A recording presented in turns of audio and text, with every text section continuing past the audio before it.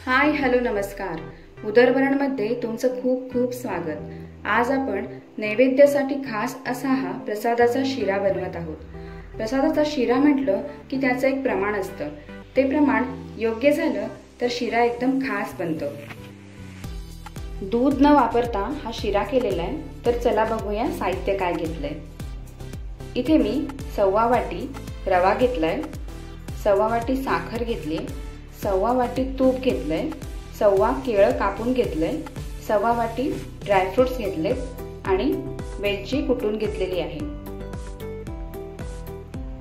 चला तर मग शिऱ्यासाठी कढई तापत ठेवूया।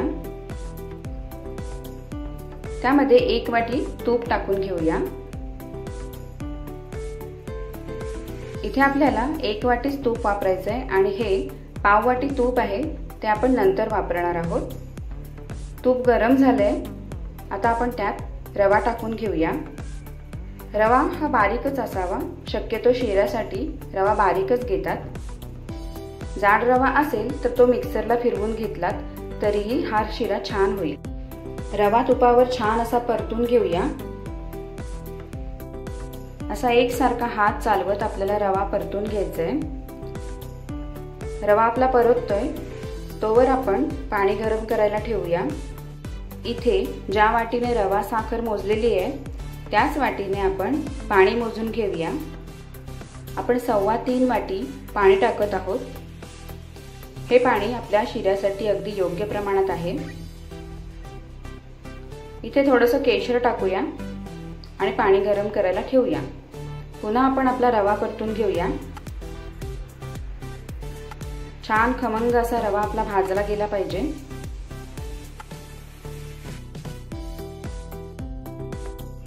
रवा भाजण्याची अर्धी प्रोसेस झालेली आहे। इथे आपण आता हे केळं टाकून घेणार आहोत। बारीक चिरून घेतलेलं केळं आहे, ते असं स्मॅश करत करत आपण भाजून घेऊया।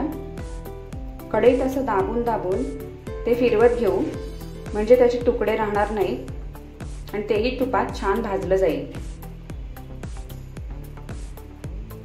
हे पहा, इथे आता आपला रंग असा बदलत आलेला आहे। आता आपण इथे ड्रायफ्रुट्स टाकूया। ड्रायफ्रुट्स सुद्धा आपण असे छान परतून घेणार आहोत, म्हणजे त्यातला कच्चेपणा जाईल। आता आपण पाणी गरम झालंय का बघूया। पाणी आपलं गरम होत आलंय। इथे आपण चिमूटभर मीठ टाकून घेऊया आणि हे राहिलेलं तूप आपण आता पाण्यात टाकणार आहोत। यामुळे आपला शिरा असा एकदम हलका होईल, म्हणून आपण पाण्यात तूप टाकून घेतलंय। इकडे रवा आपला छान परतून झालाय, त्याचा रंगही बदललाय, असं तूप सुटायला लागलंय। आता इथे आपण वेलची पावडर टाकून घेऊया। व्यवस्थित असं मिक्स करून घेऊया। इथे आता असं छान तूप सुटायला लागलंय रव्याला। आता आपण इथे गरम झालेलं पाणी टाकून घेऊया। पाणी टाकताना थोडंसं झाकण एका साईडने धरूया, म्हणजे आपल्या अंगावर उडणार नाही। रवा उडण्याची शक्यता असते, असं झाकण पटकन ठेवून देऊया आणि साधारण 1 मिनिटांनी आपण पुन्हा ते ढवळून घेऊया आणि त्यामध्ये आता आपण साखर टाकून घेऊया। इथे मी 1/4 वाटी रव्याला 1/4 वाटी साखर घेतली। तुम्हाला जर आणखी गोड आवडत असेल तर तुम्ही याच्यात साखर वाढवू शकता, पण आपण हा शिरा 1/4 वाटी प्रमाणात करत आहोत, म्हणून हे सगळं प्रमाण मी 1/4 वाटीनेच घेतलेलं आहे। साखर इथे व्यवस्थित मिक्स झालीये। आपण 2 ते 3 मिनिटे मंद आचेवर झाकण ठेवून देऊया। हे बघा, आपला हा शिरा तयार आहे। किती सॉफ्ट झालाय। अगदी संध्याकाळपर्यंत सुद्धा हा शिरा असा सॉफ्ट राहतो।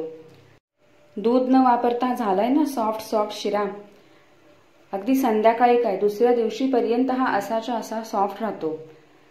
रेसिपी आवडल्यास व्हिडिओला लाईक, शेअर, सबस्क्राईब नक्की करा। थँक्यू।